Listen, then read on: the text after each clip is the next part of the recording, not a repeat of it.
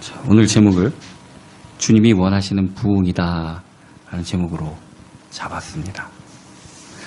부흥은 원래대로 돌이킴을 의미합니다. 왕성하고 불같이 일어난 그런 단계를 부흥이라고 그러는 것이 아니라 회복되는 것을 부흥이라고 그러는 겁니다. 이전으로 다시 회복되는 것을. 자, 우리 교회에서 제일 좋아하는 얘기가 또한 부흥입니다.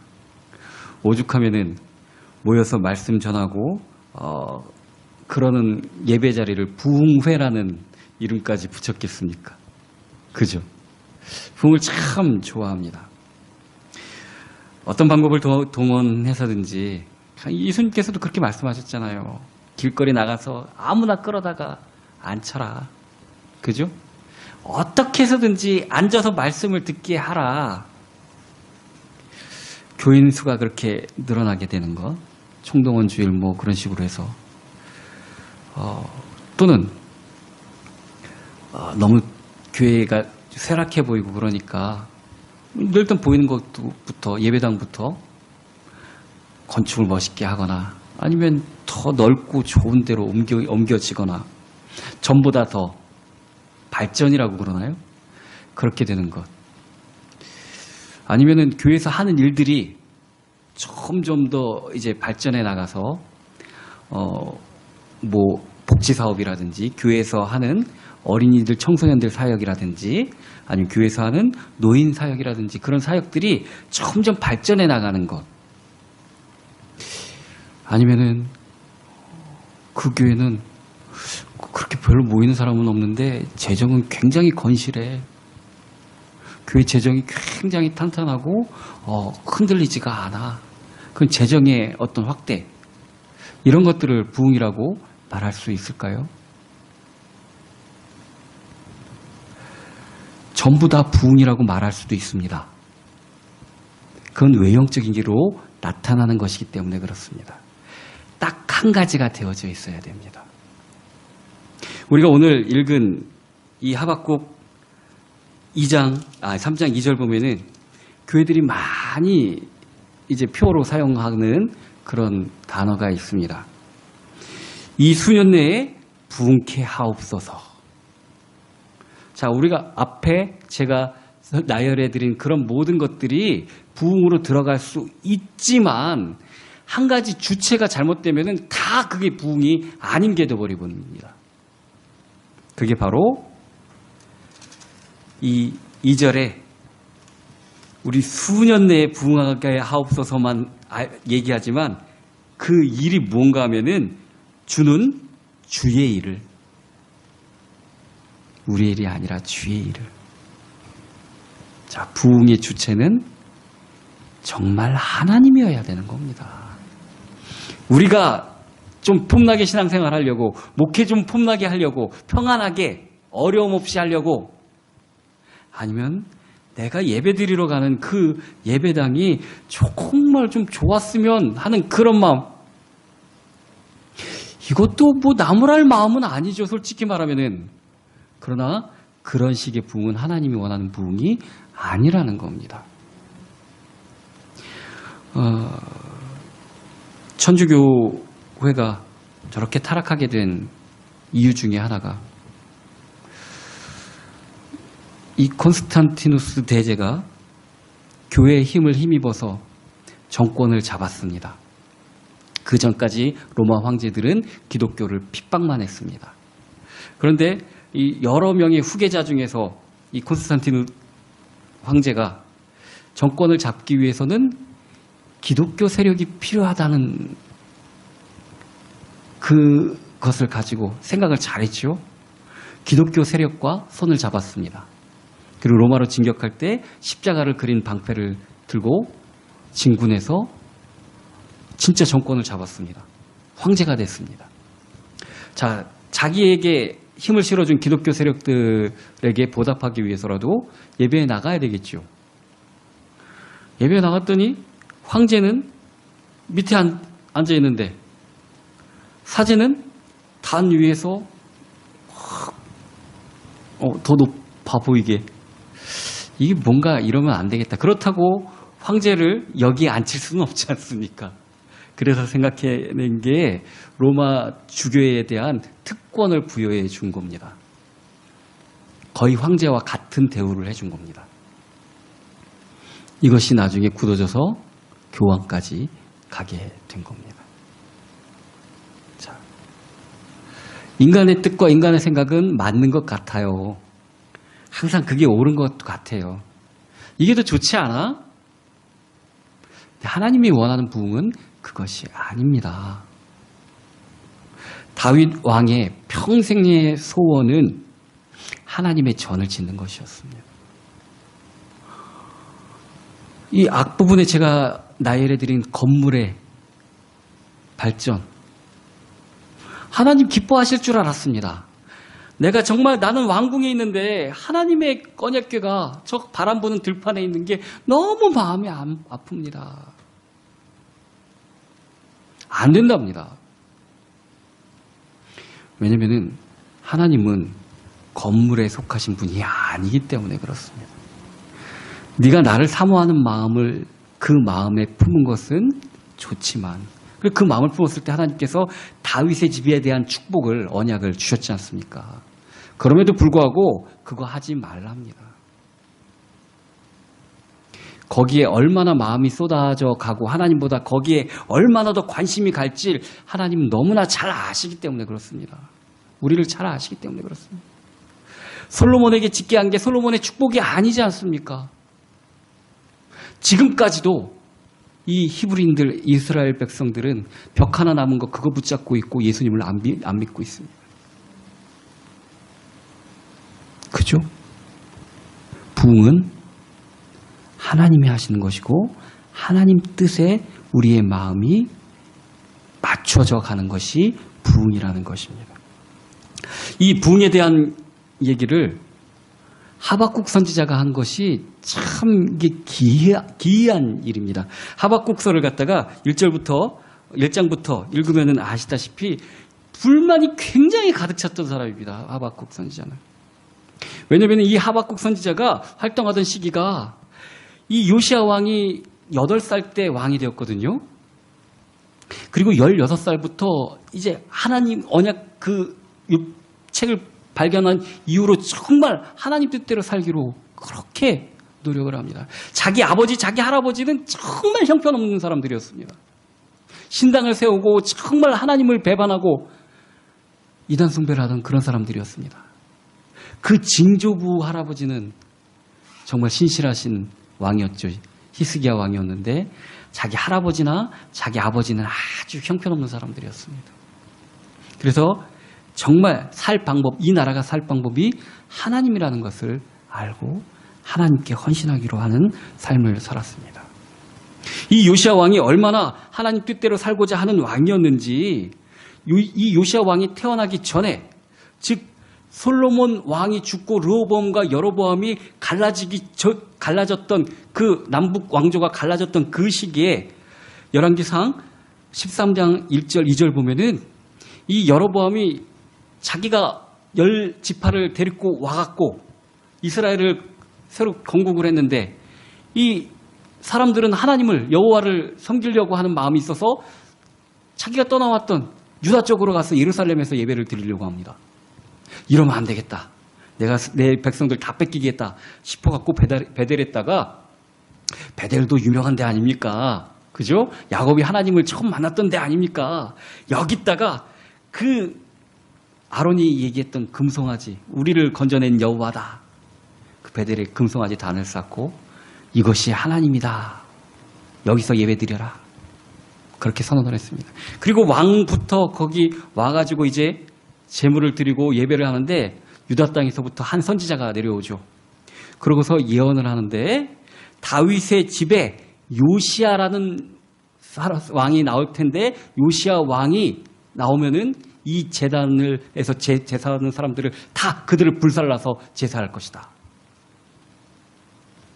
그 몇백 년 전에 요시야 왕이 태어날 것을 예언을 했습니다. 그리고 그가 이 바알과 아세라의 신당을, 이단들의 신당을 파쇄할 것까지 다 예언을 했습니다. 그런데 이 사람이 너무나도 안타깝게 마흔도 안 돼서 전쟁에 나갔다가 죽고 맙니다. 이후로는 유다 나라는 우리나라 구한말처럼 고종 황제가 막 그러고 이제 일본한테 폐위를 당하고 순종이 올라가고 그런 것처럼 그 위에 여러 명 왕이 바뀌었지만 거의 다른 나라 외세에 의해서 애굽에 의해서 바뀌어지고 또 바벨론에 의해서 바뀌어지고 아주 나라가 끝으로 가는 그런 일이 처하게 되었습니다. 이 시대에 활동했던 이 하박국 선지자는 처음부터 하나님 왜 이럽니까? 왜 정의로운 사람들을 핍박당하고 죽고 어렵게 내버려두고 저 악한 세력들이 왜 오히려 잘 되는 것 같아 보이고 강성한 것 같아 보이고 아니 왜 요시야 왕을 데려갑니까? 왜 그럽니까? 1장에 대한 내용은 주로 하나님에 대해서 하나님 나에게 좀 말씀 좀 해주십시오. 왜 이렇게 합니까? 1절부터 4절까지는 그런 내용입니다. 그런데 하나님은 그에게 나타나서 말씀하십니다. 여호와께서 이르시되 너희는 여러 나라를 보고 또 놀라고 또 놀랄지어다. 내가 생전에 한 가지 일을 행할 것인데 누가 너희에게 말할지라도 너희가 믿지 아니하리라. 내가 행하는 일은 너희하고 다르다. 이 하나님의 말씀이 그에게 임할 때 놀라움에 대한 말씀의 경이로움, 내 스케일은 이렇게밖에 생각을 못했는데 하나님은 하나님이시구나. 그래서 오늘 읽은 3장에서는 노래로 시작을 합니다. 내가 생각했던 것들이 만든 것 같았고 내가 하는 기도는 하나님의 의지를 돌려서 내 의지로 설득을 시키는 게 기도인 줄 알았는데 하나님의 뜻에 경도돼서 하나님의 말씀의 놀라움에 경이로움에 내가 탐복하고 주의 일을 속히 이루기를 바랍니다. 여기서 말하는 이 주의 일을 수년 내에 부흥케 하소서 하는 그 말은 뭐냐면은 주님의 날이 속히 임하게 해달라는 말입니다. 권능으로 심판으로 이르게 될 하나님이 그 언약이 속히 이루어지게 해달라는 말로 바뀌어지는 것입니다. 이 사람 좋잖아. 이 사람 오래 살게 해줘야지. 내가 정말 주를 위해서 살면 내 일이 잘 돼야지 하는 내 좁은 시야가 아니라 정말 하나님의 뜻이 하나님의 나라가 이루어지기를 바라는 것으로 바뀌어지게 된다는 얘기입니다. 이 하박국 선지자는 앞부분에 보면은 시기 온옷에 맞춘 선지자 하박국의 기도라. 이건 노래라는 얘기입니다. 즉 다윗 때부터 제정되었고 요시야 왕 때 다시 한번 예배에 대한 제정을 할 때 됐던 레위 사람인 것 같습니다. 성가대원의 한 사람으로. 왜냐면은 이런 어떤 곡조에 맞춘 노래를 하는 것은 일반인들은 할 수가 없었던 것이기 때문에 그렇습니다. 하박국 선지자는 그래서 레위 지파의 성가대원으로 그렇게 합니다. 우리가 늘 익숙해져 왔고 예배했고 찬양 드리고 그랬던 것들이 정말 갑자기 나한테 말씀이 부딪혀 와서 변화되게 되어야 됩니다. 우리는 내 생각이 내 뜻이 이루어지기를 얼마나 하나님 앞에 구하는지 모릅니다. 늘 예배하면서 그렇다니까요. 늘 찬양 드리면서 그렇다니까요. 그러면서도 불구하고 내가 부서지지 않습니다. 하나님이 변하기를 바랍니다. 솔직히 말하면은. 그러나 진정한 부흥은 하나님의 말씀대로 되어지는 것입니다. 내 생각은 하나님의 일에 전혀 상관이 없습니다. 하나님의 일은 우리가 생각하지 못한 것에서부터 시작이 됩니다. 2장 20절 오직 여호와는 그 성전에 계시니 온 땅은 그 앞에서 잠잠할지니라. 누가 뭐라 그래도 하나님은 하나님을 섬기는, 하나님을 믿는 그 안에 계시기 때문에 잠잠해라. 그렇게 얘기하고 있습니다. 2장 4절, 보라, 그의 마음은 교만하며 그 속에서 정직하지 못하나 의인은 그의 믿음으로 말미암아 살리라 하고 말씀해 주고 계십니다. 우리는 거꾸로 생각을 합니다. 의인이라면 믿음이 있는 줄 압니다.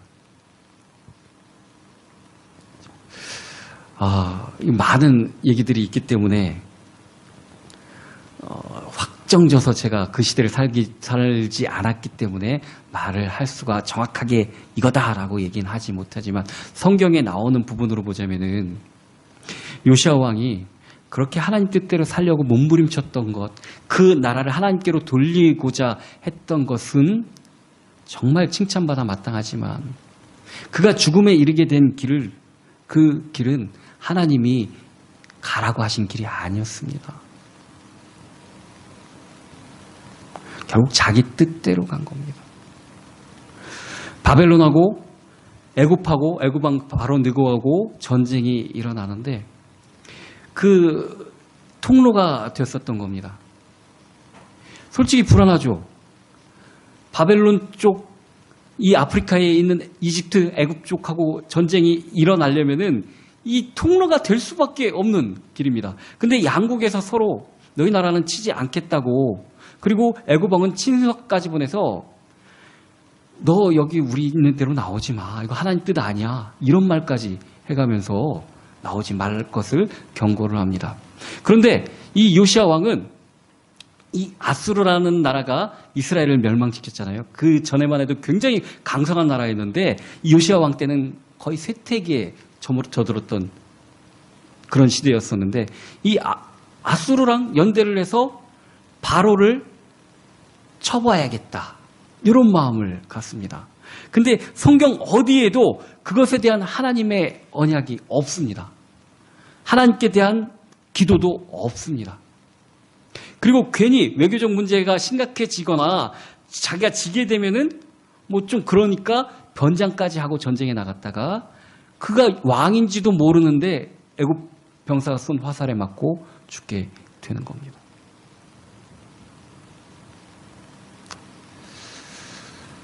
정세를 보면은 죽을 만도 한 겁니다. 솔직히 말하면. 자, 그러면 왜 하나님께서 적극적으로 개입하셔서 막지 않았을까? 애굽 왕의 입을 통해서도 막으셨습니다. 근데 하나님은 그런 일들을 통해서도 하나님의 뜻을 이루어 가십니다. 그 전부터 분명히 예언되었던 그 이스라엘 민족의 제약이 이제 가득 찼습니다. 저울추에 달아보니까 다 이제 멸망할 때가 다 됐습니다. 이제 도대체가 되돌릴 수가 없는 지경까지 이르렀습니다. 그들이 바벨론에게 멸망당해야 되겠고 70년 동안 포로기를 겪어야 되겠고 메시아를 다시 갈망하는 그들의 마음이 그에게 있어야 될 때가 된 겁니다. 하나님이 저울에 재어보니까 그 때가 이른 것입니다. 자, 의인은 착한 사람이 의인이 아니라 믿음이 있는 사람이 의인입니다. 의인이어서 믿음 있는 것이 아니라 믿는 사람이 의인이라는 얘기입니다. 또 믿음으로 살아가는 사람이 의인이라는 얘기입니다. 믿음이 없는 사람은 살아있는 사람도 아니라는 겁니다. 뭘로 산다고요? 믿음으로 산다고요. 다른 걸로 사는 사람은 의인이 아니라는 겁니다. 우리가 무엇으로 사는지 분명히 깨달아야 됩니다. 왜 하나님에 대한 의심이 생기고 왜 하나님의 하시는 일에 대한 불만이 생길까요? 내가 하나님 자리에 있기 때문에 그렇습니다.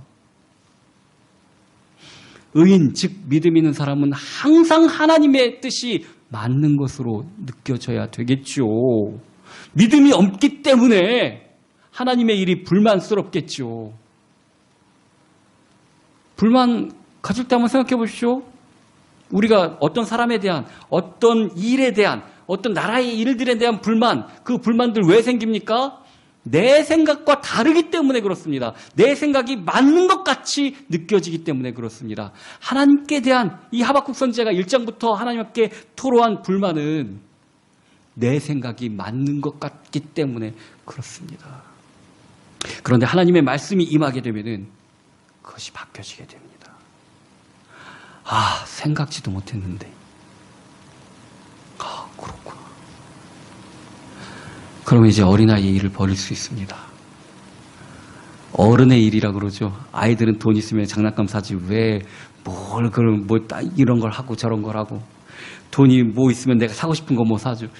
월급 받으면 엄마 아빠가 야, 뭐 몇백만 원 받으면 나 같으면 이거 사고 이거 사고 이거 살 텐데 왜 저렇게 그러지?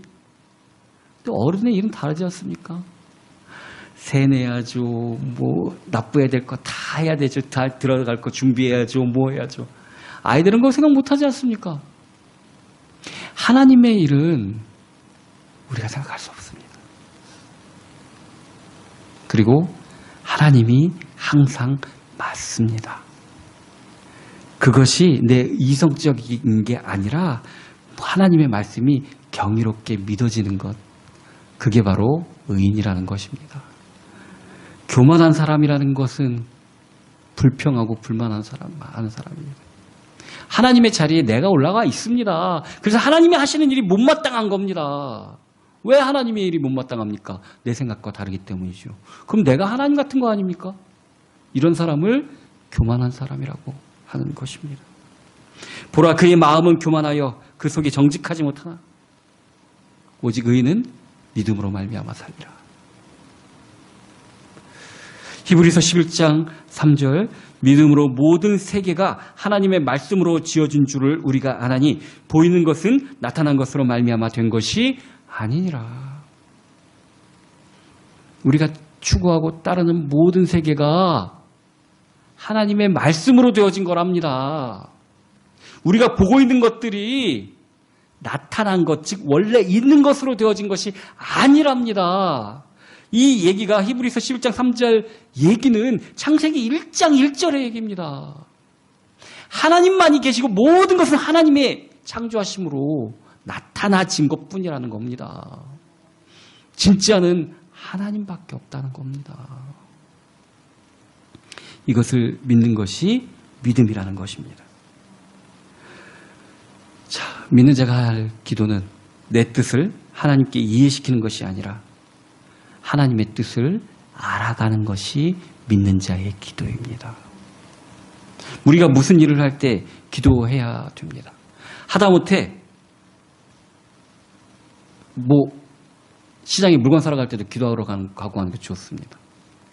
자, 기도하러 갈 때 하나님 꼭 주시옵소서 이게 아니라 가는 길을 인도하여 주시고 하나님의 뜻을 발견하시고 그 가운데 선한 계획을 이루어 주시옵소서.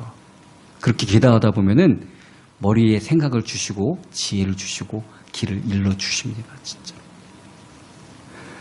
하나님께 하는 기도는 내 뜻을 하나님 앞에 이해시키려고 하는 게 아닙니다. 하나님의 뜻을 알아가는 것이 기도인 것입니다. 하나님의 말씀을 알게 될 때, 하나님의 뜻이 나에게 부딪혀질 때 정말로 놀라운 일이 일어나게 되는데 불평과 의심이 싹 사라지게 됩니다. 욥도 그랬죠. 친구들 앞에서는 아우 진짜 답답해 죽겠네. 난 잘못한 거 하나도 없다니까. 진짜야. 니들이 나를 몰라서 그러는데 나 그런 사람 아니야. 난 잘못한 거 하나도 없는데 이런 일이 왜 생겼는지 모르겠어. 그러면서 뉘앙스가 살짝 하나님의 원망조로까지 가죠. 그때 하나님이 나타나시죠. 말씀하시죠. 너 뭐 할 말 있으면 해봐. 내가 무슨 말을 하오리까.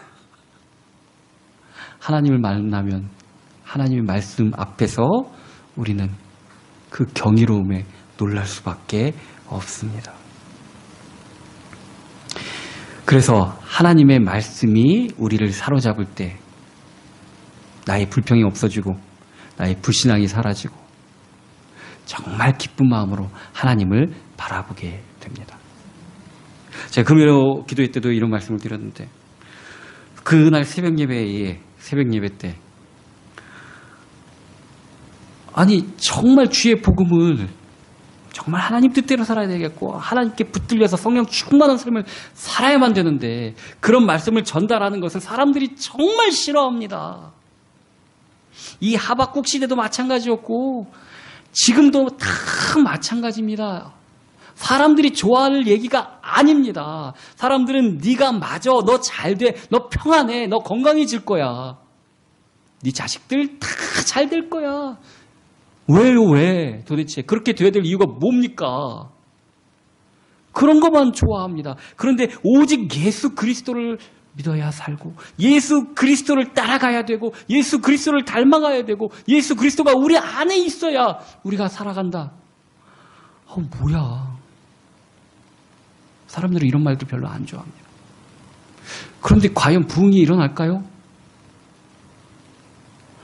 오히려 우리에게 거친 말들을 하고 핍박을 하고 등지고 심하면 가두고 이런 일들이 일어나야 정상 아닙니까?